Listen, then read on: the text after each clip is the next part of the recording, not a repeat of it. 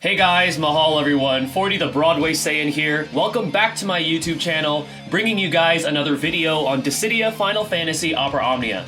In this video, we're going to go over the next upcoming Lost Chapters, hitting Global DFFOO soon, which is going to be featuring the return of Final Fantasy's Gilgamesh. Now, with this Lost Chapters release, you guys are now going to have a chance to unlock Gilgamesh again if you didn't have a chance to unlock him previously when he first came out during his character event.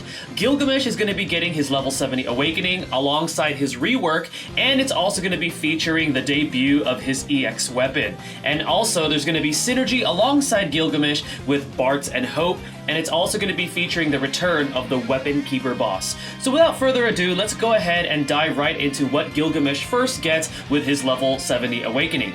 So his level 70 awakening is going to be giving him some new passives. At 65, he's going to be unlocking his third ability called Advance Up. He's going to be giving himself a 20% increase to his own Brave Overflow for 2 turns. And remember, these abilities have no action delay and they don't use up a turn count except during a friend or summon. At 68, he gets an aura, which is Radiance of Destruction and Power, so he gets that 20% attack and max Brave increase. And then at 70, it's going to be further improving his Advance Up Extend, which actually adds a Brave regen effect based on 80% of initial Brave. And then finally, his Bloomstone is going to be giving him 1 skill usage for this ability, an additional one, and then also extending the effects to 4 turns. So not bad. Gilgamesh is a gravity-based damage dealer, so having that additional attack and max Brave is nice. Also adding Overflow, so then his abilities can actually do more HP damage. And to top it off, he gets a nice Brave regen, so it's not bad. It's a pretty good level 70 awakening right there for Gilgamesh, definitely improving his performance as far as being a damage dealer. Now let's go ahead and take a look at what his rework gives him, because he will get a rework too on top of his level 70. So he's going to be getting a new framed buff, and it is rightfully named Hero of the Big Bridge. So this is gained from either using Mad Dance, Ultimate Dance, or if you have access to it, his EX ability called Hurricane. It is stackable up to 5 stacks, and it has a 3-turn duration. Each stacks grants the following effects. At 1, Gilgamesh is going to be getting a 5% attack increase to himself, and he's also going to be reducing all enemies attacked by 10%. At 2, the attack increase to himself is up to 10%, but the attack reduction to enemies remains the same. At 3 stacks, it's a 20% attack increase to himself, with the attack reduction remaining the same. At 4 stacks, it's 30% attack increase to himself, again, with the attack reduction remaining the same. And then finally at 5 stacks, it's a 40% attack increase, 100% critical rate up, and also 65% brave damage increase during critical hits, and also that the 10% attack reduction to all enemies. And then to top it off, when you have 5 stacks of this buff, Kotetsu, Genji Blade, and Ultimate Dance, which are the transformed versions of his abilities, will not revert after you use them. And then afterwards, his Kotetsu with his rework is going to be getting an upgrade. So Kotetsu is the special command that is changed from his Brave attack. It's now going to be reducing the target's Brave by 40%, so we have that gravity-based ability right there. It also is going to be increasing the Brave hits to 2, and the total Brave damage potency now for this particular command is going to be 160%. It'll also now inflict that melee resist down or melee imperil on the target for 1 turn. And then his Genji Blade command, coming from his HP attack, is going to be getting an increased total Brave damage potency to 150%. It'll also allow Gilgamesh to overflow now with his command up to 120% of his max Brave, and then it'll also be inflicting a 20% speed reduction on the target for 3 turns. Now, as far as his actual abilities go, with the rework, his Death Claw, with all passives equipped, is now going to be getting 2 additional usages. It's now going to be reducing the target's Brave by 60%. It's also going to be increasing the Brave hits to 2 and the overall Brave damage potency to 200%. It'll also now be overflowing up to 120% of max Brave, and it also now has a low chance to inflict paralysis for 1 turn and deals a single target HP attack after the Brave hits.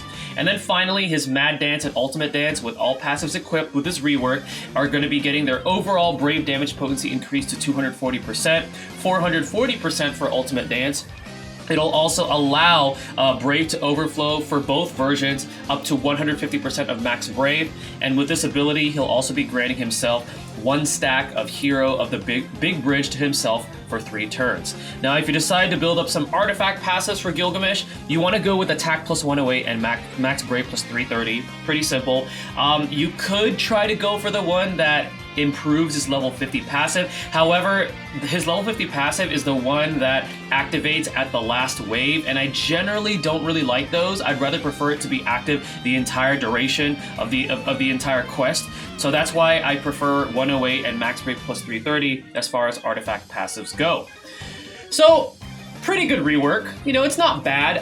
One of the things that I like, especially from his new framed buff, is if you have it at 5 stacks, it'll no longer revert his special commands, his Ultimate Dance, his Kotetsu, and his Genji Blade. Because before, what would happen is that when you have Kotetsu and Genji Blade both active, his second command or second ability, Mad Dance, changes to Ultimate Dance. And that's obviously where you want to get to because that's where Gilgamesh is at his best. But then when you would use it prior to this rework, it'll revert everything back. So then you essentially got to keep setting him up again to be able to reach Ultimate Dance. So it's nice that he has a special framed buff to actually keep that going. So then that way he can keep his momentum going.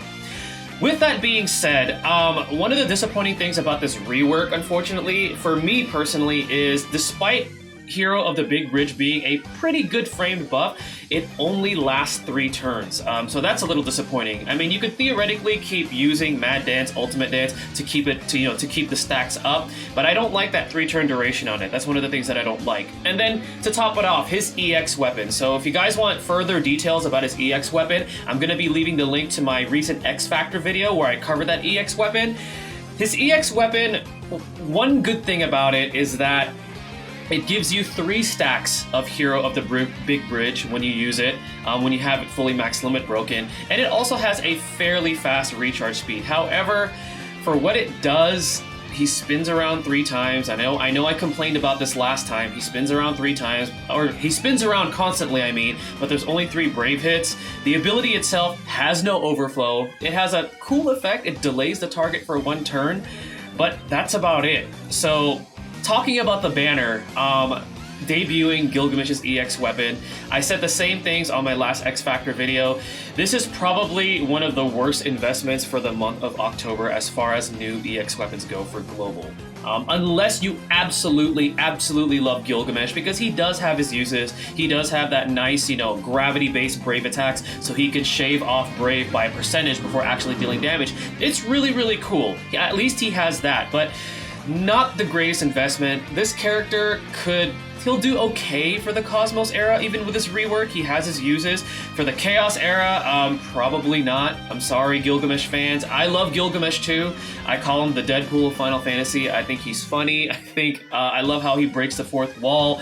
It's just unfortunate that his EX weapon and also the banner itself is not so great. Hope right now, who's on the banner, is not so good as a support. There's better support that we currently have. And then Bartz did get a rework, so he's not bad, but you're not pulling for the banner on Bartz. And if you wanted Bartz's gear that's on this banner, you could just save up weapon tokens and just get it from there. So overall, not the greatest banner to pull on. It's honestly a lost chapters where you're just going to be farming up your gems and saving your resources, unless you absolutely love these 3 characters. Now, when this does come back, when his EX weapon does come back, it comes back during the X-Death character event, where X-Death's EX weapon will be on there, along with its EX Plus variant, and Gilgamesh's EX weapon will repeat, and it'll also be getting its EX Plus variant. That's where I feel like if you really love Gilgamesh and you actually want to use him when it comes around during then, is the best time to pull for this weapon. But upon its initial release, probably not, guys. I'm sorry, Gilgamesh. You're gonna be a gem saver, buddy.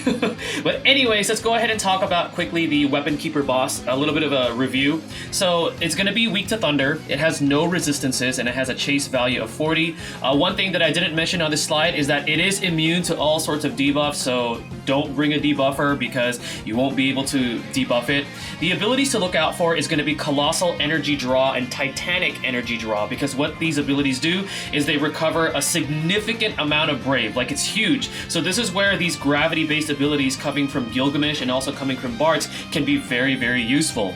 It can inflict debuffs to your party members such as max Brave down, speed down, max HP down, and attack down. And like I said, using those gravity-based abilities is going to be one of the best ways to deal with this particular boss. Because the highest level of difficulty for this boss fight is going to be just the level 100 EX, it's going to be another breather fight, and there's only one boss, and if there's only one boss, guess what the best party setup is going to be? Delay tactics. So Quistis, Vayne, Setzer, who else? Ishtola. There's going to be ways to really cheese this fight. So it's going to be another breather fight, which is nice. It's nice to take a break from some of those Cosmos fights. But anyways, we're going to go on to my gameplay visual showcase here. So we have Gilgamesh here. I don't have his weapon EX+. I didn't invest in an EX+, but I do have his EX. My Bartz is not fully built. However, my Hope is fully built. And my goodness, does this character get way better with his EX+ and his rework. So you'll get to see that in action at least. So let's go ahead and do this gameplay visual showcase here. So yeah, Hope is nuts now. He's absolutely insane now. Really impressed with what they did with this character. Alright, so with Gilgamesh, I'm just going to go straight away with Mad Dance because I want to start stacking up his framed buff, so then that way we'll actually have access to Ultimate Dance and not have it revert to its other versions.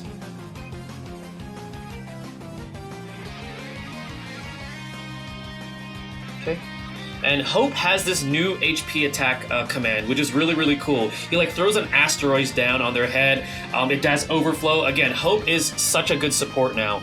Really happy that some of the lesser characters, or essentially some of the more meme-like characters, because they weren't that great for a while, are becoming better now, which is one of the things that I love about Opera Omnia. Some of the earlier characters that weren't so great are becoming great with reworks, with EX+, and all these different things that they give them. Alright, so now we have access to Ultimate Dance, because we have Genji Blade and Kotetsu active. It will revert, but what we're trying to do here is we're trying to build up those stacks, so then that way Gilgamesh can keep his momentum going.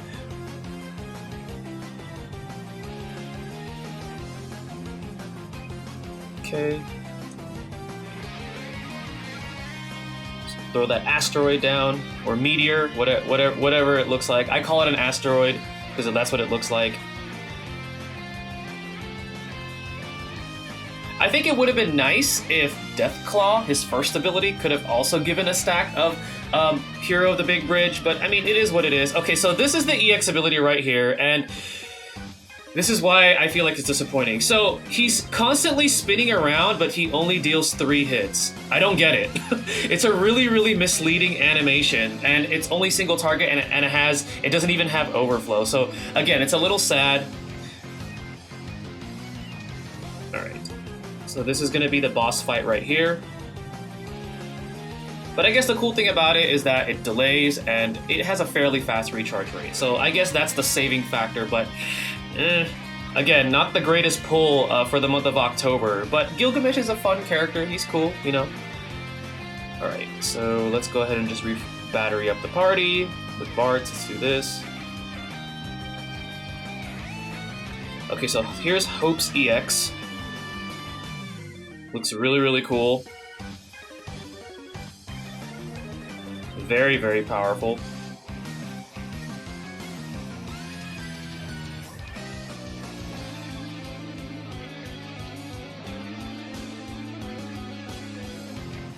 Okay, so when it's targeting itself like that, it's about to use either Colossal Energy Draw or Titanic Energy Draw.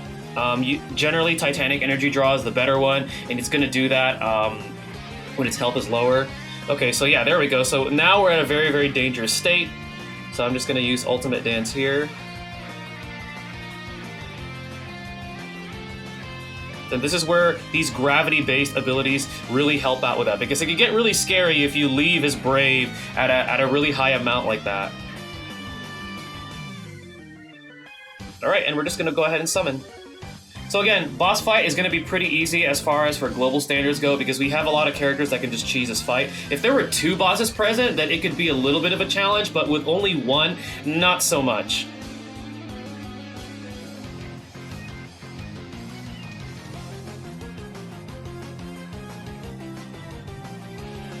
Hope's EX.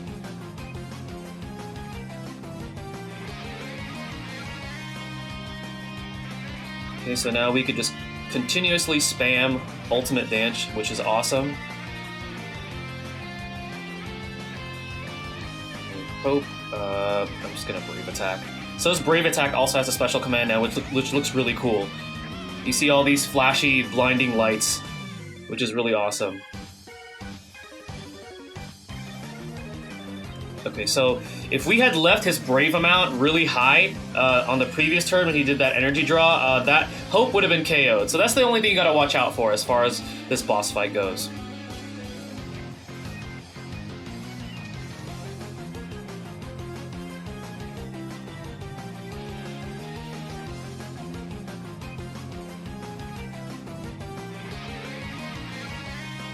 And something that I do also want to mention about Bart himself, he actually gets a second rework. So what they've been doing on, at least for JP, which I know they're going to do this for Global, they've been reworking other characters that, let's say, didn't really get like a super good rework initially.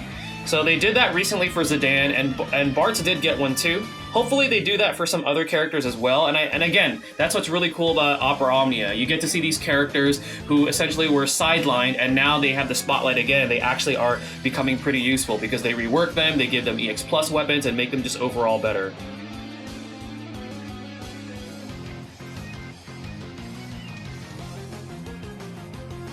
Alright.